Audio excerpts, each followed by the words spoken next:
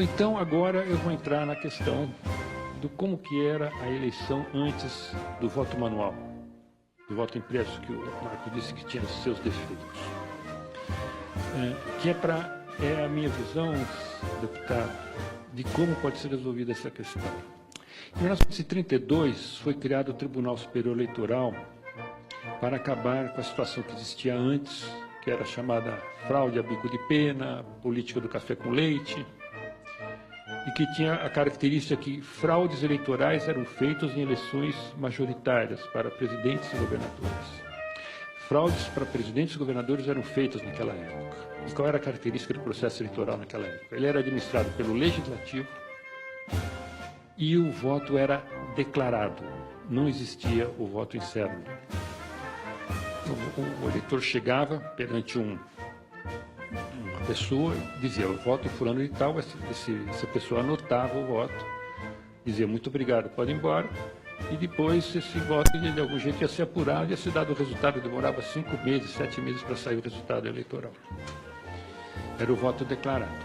E foi constatado, então, que dava fraude, aquela política do café com leite, que estava representando Minas e São Paulo na presidência da República. Foi quando, então, Getúlio Vargas perdeu a eleição em 1930 e derrubou esse processo todo.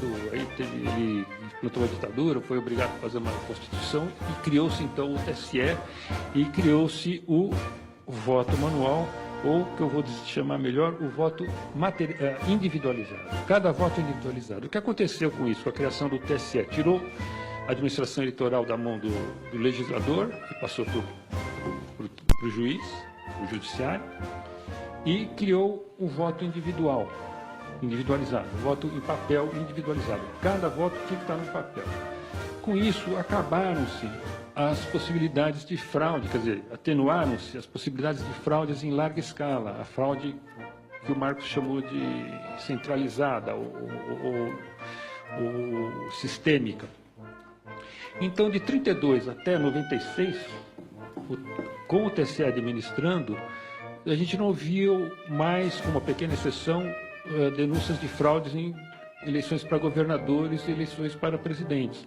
Tinha ainda denúncia de fraudes para vereadores, aquela urna que sumia, o mapa de urna que alguém preenchia, punha voto a mais, mas essas fraudes eram localizadas e podiam eleger vereadores, eventualmente prefeitos, mas não podia eleger presidente, porque para eleger presidente você precisava fraudar o voto em papel no Brasil inteiro. Você precisava pôr voto em papel nas sacolas, nas urnas do Brasil inteiro. Você conseguia fazer isso numa sessão aqui, numa sessão em outra cidade, onde tivesse o juiz conivente, mas não dava para fazer no Brasil inteiro. Então acabaram as fraudes sistêmicas para a eleição para presidente com o voto em papel, que acabou com o voto declarado que existia antes.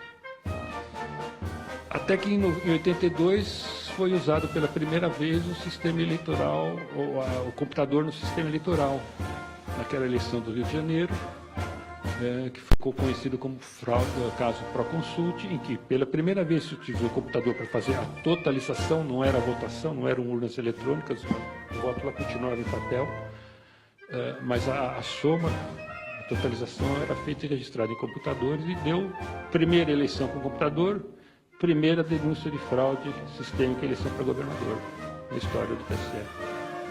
Veja, isso é muito significante, muito significativo. Se vocês forem ver no site do TSE a história do voto eletrônico, surpreendentemente, não consta o caso para consulta. Eles falam que começou em 86, quando refizeram o cadastro eleitoral. Fizeram computação, cadastro computacional. E eles não contam o caso da Proconsulta, eles omitem. Foi a primeira vez que foi usado o voto eletrônico, deu fraude. Agora, o mais importante, Marcos, é muito importante, a fraude foi detectada, porque tinha o voto impresso, que tinha o voto manual para ser recontado. Foi detectado e foi corrigido e o Brizola foi eleito. E o TSE exclui isso da história. Vai no site do TSE e vê. Tá? Aí chegou 96, eles fizeram a urna eletrônica, fizeram um teste, a primeira urna eletrônica de 96 imprimia o voto, não mostrava para o eleitor, mas ela imprimia e guardava lá dentro. Em 97, o secretário de informática escreveu um livro, então, o senhor Paulo Camarão, tem tudo lá descrito, como ele fez a lei 9.504, que acabou com o voto materializado, o voto manual, e criou a urna eletrônica. Senhores, prestem atenção, como que vocês votam na urna eletrônica? Vocês vão na máquina, digita seu voto, declara seu voto para ela diz, plim, obrigado, vai embora. A urna eletrônica acabou com o voto materializado e voltou para o sistema de voto declarado que existia em 1930, que permitia fraudes generalizadas. A urna eletrônica não é um avanço, senhores, a urna eletrônica sem voto impresso. A urna eletrônica criada no Brasil é um retrocesso de 60 anos institucional. Acabou, voltou para o voto declarado e para a possibilidade da fraude institucionalizada para a eleição para presidente e para governador. Então, essa discussão de que tinha fraude no voto em papel, o voto eletrônico acabou com o voto em papel, ele espicha um pouco essa história, Marcos. Vai um pouco antes e conta a história vinda de antes, porque a urna eletrônica é um retrocesso total, senhores.